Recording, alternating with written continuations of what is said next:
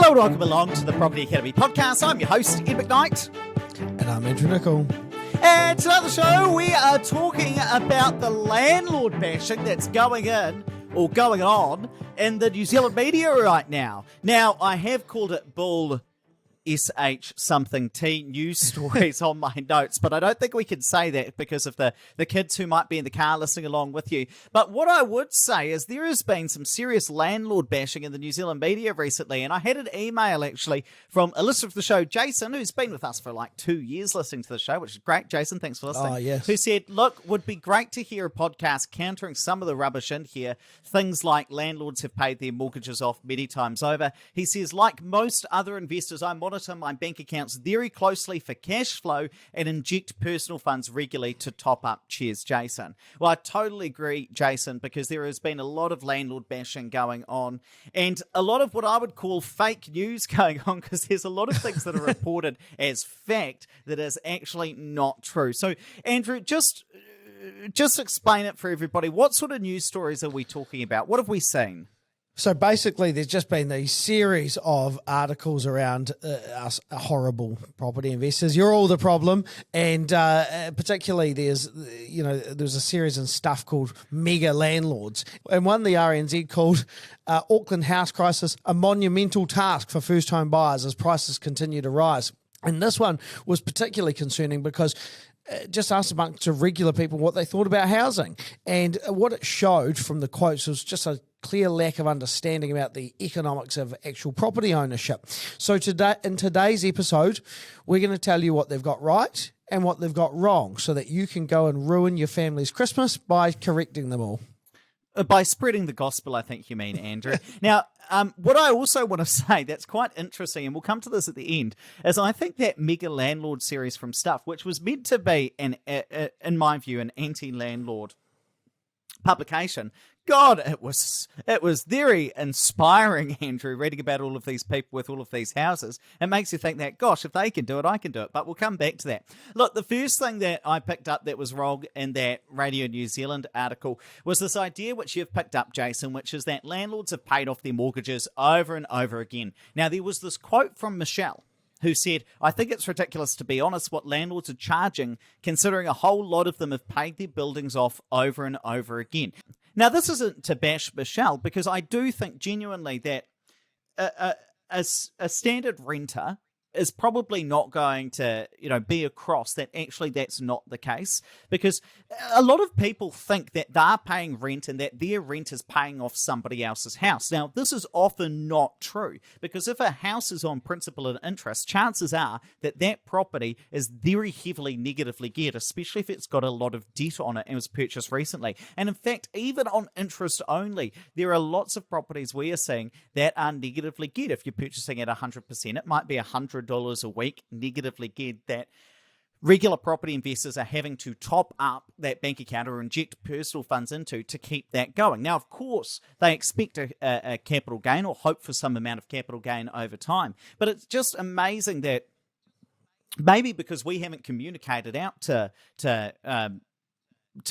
tenants and to the general public that this is the case, people think that property investors are both getting big capital gains and just making shed loads of dough, keeping the rent off their rental properties. And in fact, one clip that I want to play from you was from the AM show where Chloe Swarbrick, a Green Party MP, was on the show, and it's one of Andrew and my favourite clip where Mark Richardson kind of explains that actually perhaps the cash flow isn't as good as many people think. Another upward pressure on rents.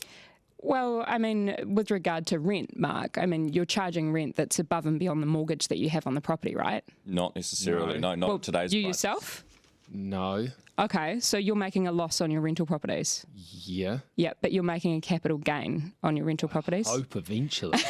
So you're doing this out of charity, you're telling me? No, I'm doing it because I'm providing accommodation for people that need it in what are some quite nice, comfortable places.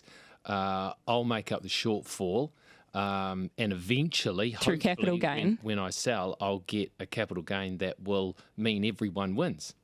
Now, I'm not sure if I completely agree with them that everybody necessarily wins, but certainly I think that does show that there is this gap where even members of Parliament are perhaps not fully across the fact that landlords aren't necessarily getting in a whole heap of rent above and beyond what the mortgage is.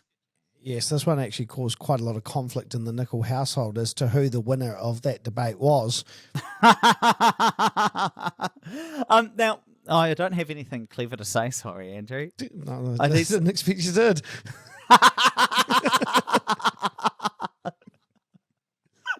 Now, one thing that I do want to pick up on, though, Andrew, is that sometimes investors will say that they are subsidising their tenants' rent. Now, I don't really buy in that because they're not subsidising it relative to the market price. But what is true is that if the tenant really paid the full cash costs associated with that property, then they would generally pay significantly more.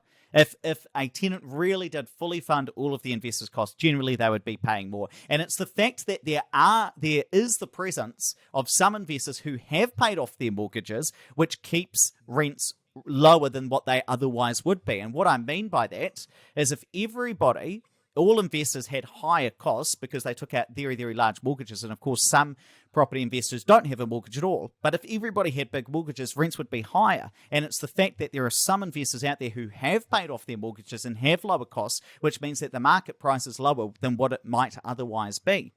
And I do think the other thing is that the fact that investors are so hungry for property does mean that tenants are able to live in places that they themselves would not be able to afford to purchase and live in, regardless of their deposit requirements. And what I mean by that is that if you were to get a mortgage for that place, the bank's servicing requirements would be such that you wouldn't be able to afford to live in that place. But Andrew, tell me something. What did they get right in that article? One of the points in the RNZ article, New Zealand signed up to housing as a human right at the United Nations. Now, absolutely, this is a human right, but it doesn't mean that everyone gets to own their own home. Just remember that, because there's always going to be a significant number of people, at least 25%, who can't afford to buy their own home or don't want to necessarily buy their own home. They're quite happy renting and having the ability to move house or move city or anything like that. And last time the United States tried to give everyone the ability to buy their own home, what happened? We borrowed 110% on a mortgage and we had a financial crisis. And it also doesn't mean you get it for free. We've said this before, food is a human right, but you're still going to pay the farmer. Clothing is a human right, but you can't just walk into Hallenstein's and take what you like off the shelf. So yes, it is a right, but it isn't a free right. Now, the next thing that I think they get wrong, though, is that this assumption that first home buyers aren't able to buy their first homes. And the fact of the matter is that first home buyers are making up the highest share of the property market than they ever had since 2006 when CoreLogic records first began.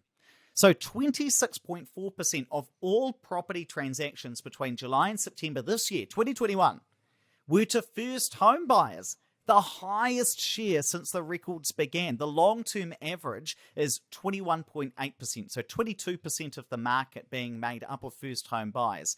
We're currently at above 26%.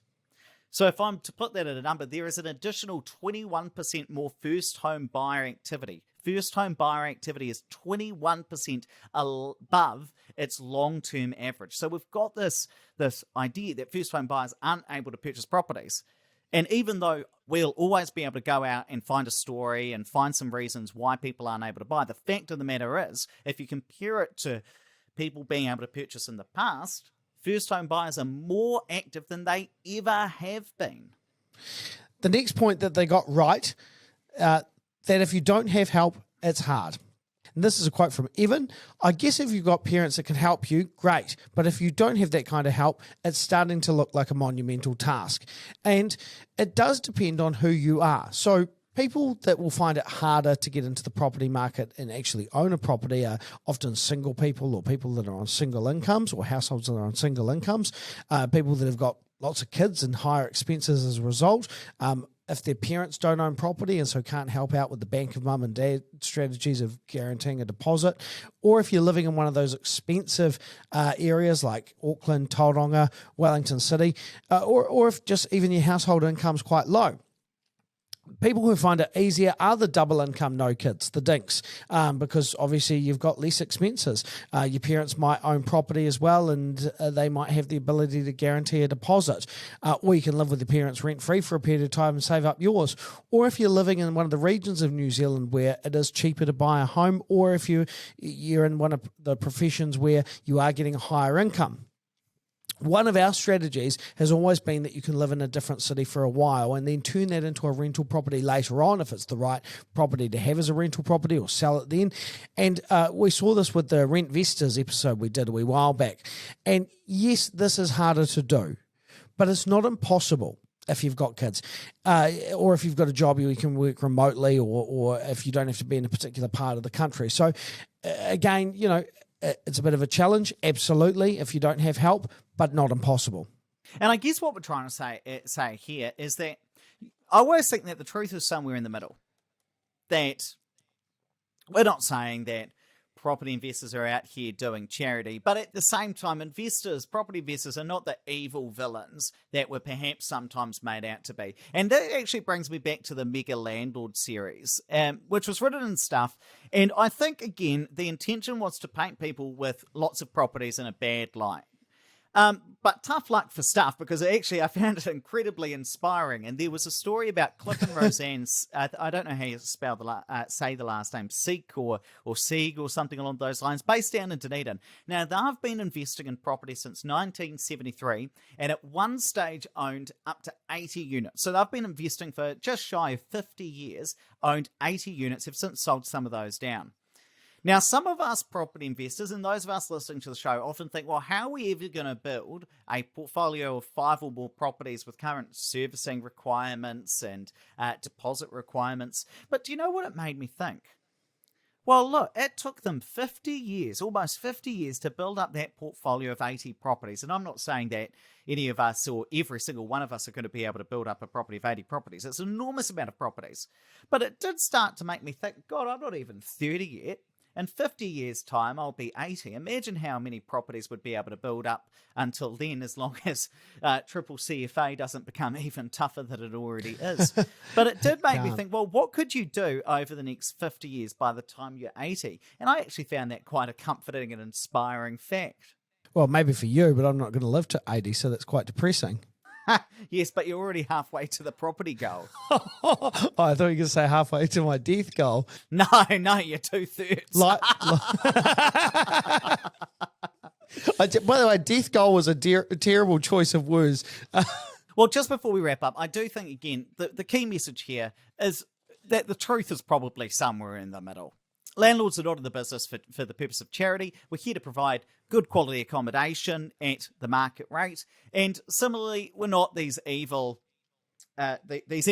villains who are purposely going out there trying to stop first home buyers purchasing their first home. And of course, in practice, that's not even actually occurring, because first home purchases are at a record high. So the key thing we wanted to get across is that although there are these anti-landlord or landlord bashing articles out there, I think it is important to step back and say, hey, a lot of that is, is more hot air than truth. Look, let's wrap it up there, but please don't forget to rate, review, and subscribe to the podcast. Really does help us get the message out to more people. And hey, if you want to learn more about property with Andrew and I, check out our YouTube channel, because every single Wednesday we release a brand new video on there at 10 a.m. So tap or swipe over the cover art. I'll drop a link in there where you can go across to YouTube and hit subscribe, or just Google Opes Partners YouTube. It'll be the first thing that comes up.